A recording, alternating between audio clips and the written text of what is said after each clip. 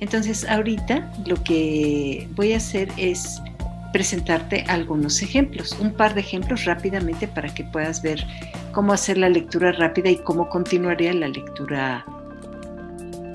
lectura de profunda, digamos, la segunda lectura. ¿De acuerdo? Entonces, primero vamos a ver este texto del profesor Roberto Varela, que es del 97, que se llama Cultura y Comportamiento.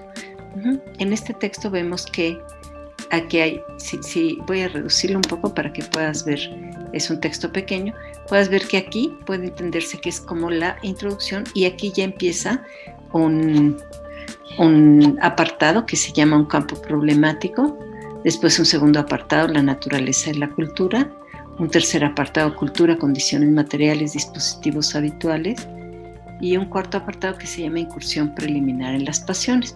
Esos son los 4 temas. Bueno, vamos hacia más adelante y vemos que ahí termina y aquí están las notas y su bibliografía.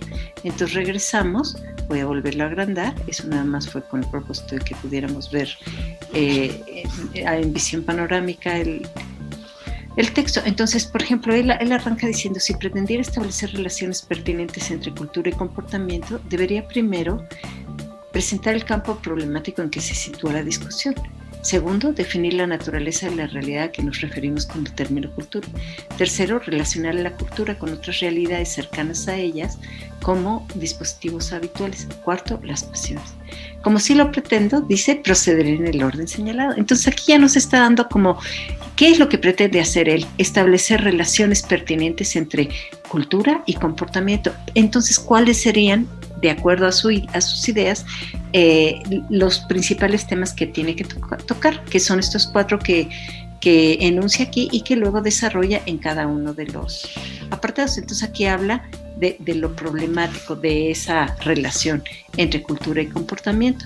Hace algunas preguntas retóricas, desarrolla algunas ideas y que nosotros ya en este segundo momento podríamos leer a profundidad. Un segundo momento habla de la naturaleza de la cultura, habla, por ejemplo, nos dicen, no voy a hacer ese recorrido que hace tanta gente, que es de las definiciones de cultura, que tenemos tantas, lo sabemos, y no, pero voy a tocar algunos puntos. Cita algunos antropólogos importantes como Leach, muchos otros, ¿no? Desarrolla aquí su tema en este apartado. Después, por ejemplo, aquí menciona a Levi-Strauss, que es otro antropólogo muy importante, a Geertz. Después, su tercer apartado, cultura, condiciones materiales, dispositivos habituales, ¿no? Aquí nos presenta, en cada apartado nos va presentando una tesis que está tratando de defender.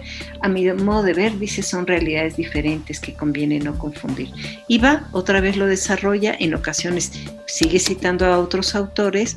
A ver, fíjense, por ejemplo, aquí se basa, por ejemplo, cita, dice, voy a hablar del concepto de hábito y no voy a usarlo como sinónimo de hábitos de Bourdieu, sino de otra manera. ¿De qué manera? Tal, ¿no? Y trabaja con la Suma Teológica de Santo Tomás. Después llega, perdón, me pasé un momento, aquí, a su cuarto punto, que hace una incursión preliminar en las pasiones. No es algo que haya trabajado a profundidad, sino que dice, quiero hacer una breve referencia. Y voy a tomar, sigue trabajando con la Suma Teológica de Santo Tomás. Entonces aquí hace como una clasificación de pasiones a partir de esa lectura que él hace con Santo Tomás, amor, concupiscencia, etcétera, ¿no? Las distintas pasiones y sus contrarios, ¿no? Amor, odio, concupiscencia, deseo, fuga, esperanza, desesperación, temor, audacia, etcétera. Entonces hace ese trabajo y aquí cierra. Él aquí, no encontramos aquí una conclusión, sino simplemente vemos que en cada apartado ha hecho una cierta reflexión sobre ese apartado en particular para establecer lo que a su entender son las relaciones entre cultura y comportamiento. Tiene algunas notas, tiene una bibliografía y ahí termina el texto. Ahora veremos un siguiente texto que es el texto de una filósofa que se llama Marta, perdón, aquí está. que sí lo tenía, pero no lo estaba yo viendo. Entonces tenemos el texto de los límites del patriotismo, en este caso es un libro.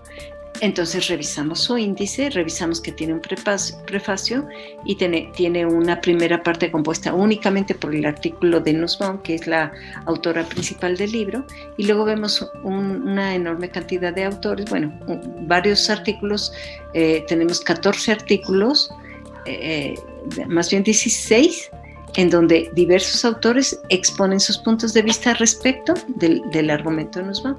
Aquí Cohen nos presenta un prefacio en donde habla de qué es el tema del libro de patriotismo y cosmopolitismo. Cómo Nussbaum defiende, dice, la postura moral tan vigorosamente expresada por King, que es una postura cosmopolita de Martin Luther King en su defensa de parar la guerra de Vietnam.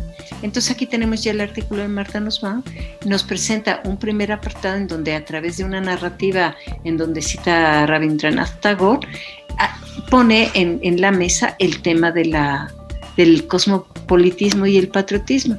Entonces nos presenta a través de la novela a un personaje y dice aquí, precisamente lo que me propongo argumentar es que hay otro ideal que se ajusta mejor a esos objetivos, un ideal que en cualquier caso se adapta mejor a nuestra situación contemporánea y que no es otro que el viejo ideal del cosmopolita. Y entonces ya empieza a desarrollar su argumento. Hace algunas preguntas retóricas, aquí adelante vemos es suficiente, hace unas preguntas retóricas y dice: a continuación desarrollaré 4 argumentos en favor de este segundo concepto de educación, y luego dice: antes plantearé una digresión histórica. Va a hablar, la digresión histórica se dirige al concepto de cosmopolitismo, de cosmopolita es la pronunciación correcta. Cuando Diógenes el Cínico respondió: soy ciudadano del mundo, se negó a definirse como parte de un grupo y afirmó que era parte de un grupo mayor. Entonces, el cosmopolites es aquel ciudadano del mundo desde la antigua Grecia. Los estoicos siguieron a Diógenes.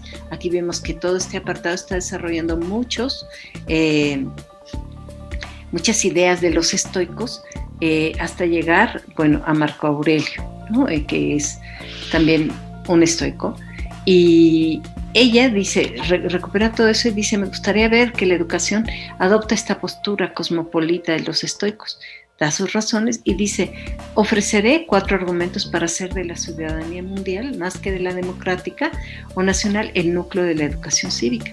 Y entonces ya nos da sus argumentos. En el apartado 3 nos da 4 argumentos. Dice que ya nos había anunciado anteriormente. Nos da el primer argumento de que la educación cosmopolita permite aprender más acerca de nosotros mismos. 2, esa educación permite que se avance resolviendo problemas que requieren de la cooperación internacional. 3, se reconocen obligaciones morales con el resto del mundo y que de otro modo pasarían desapercibidas.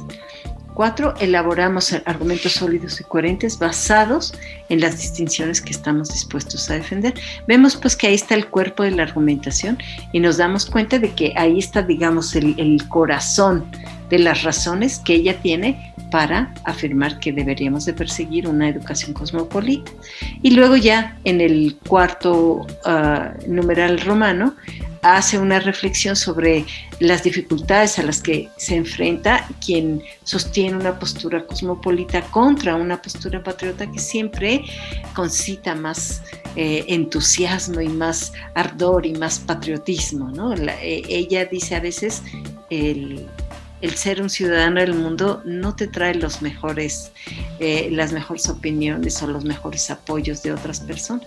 Pero aquí habla, pues, regresa a Tagore, que es con quien inició, y nos cuenta cómo fundó su universidad cosmopolita y regresa a esos ideales, ¿no? Y ya, cierra hablándonos de otra anécdota de los filósofos cínicos Crates e Hiparquía, con la que puede cerrar. Y ahí termina el argumento de este artículo. Luego sabemos que tiene